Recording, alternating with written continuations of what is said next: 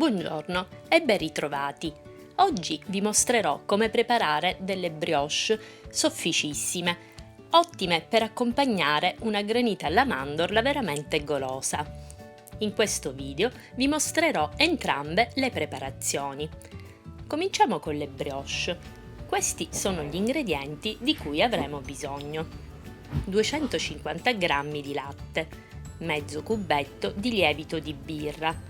Io ho utilizzato un lievito disidratato, 500 g di farina di Manitoba, 100 g di zucchero, 70 g di burro di soia, una bustina di vanillina e un pizzico di sale. Procediamo con l'impasto. Mettiamo nel boccale il latte e il lievito.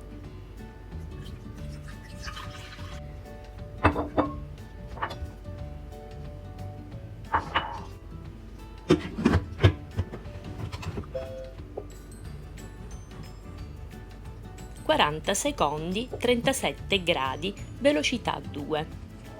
Adesso aggiungiamo tutti gli altri ingredienti.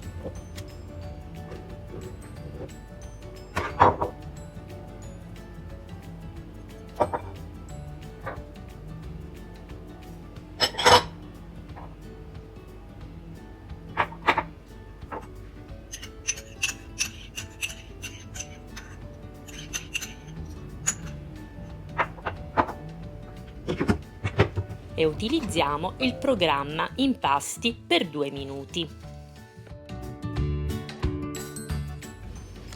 Otteniamo così un impasto liscio ed elastico.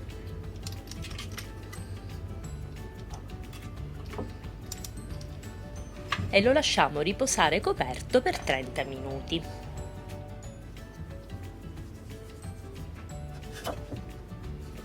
Adesso dividiamo in due l'impasto.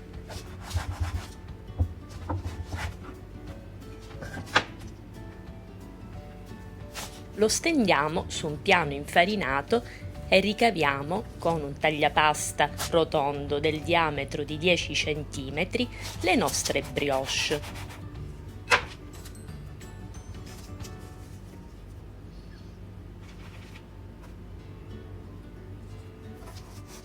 E le lasciamo lievitare su una teglia rivestita di carta forno fino al raddoppio.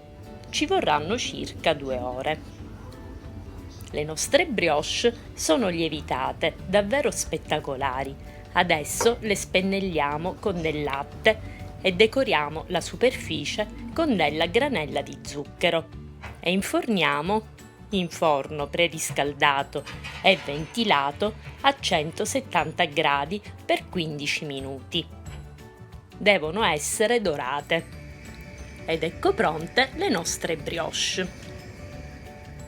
Adesso vi farò vedere come preparare in pochissimo tempo una buonissima granita alla mandorla.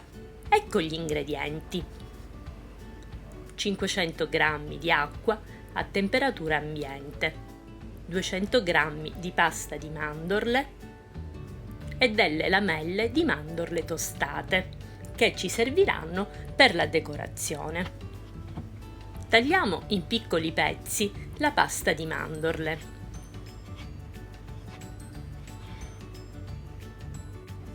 Versiamo l'acqua nel boccale insieme alla pasta di mandorle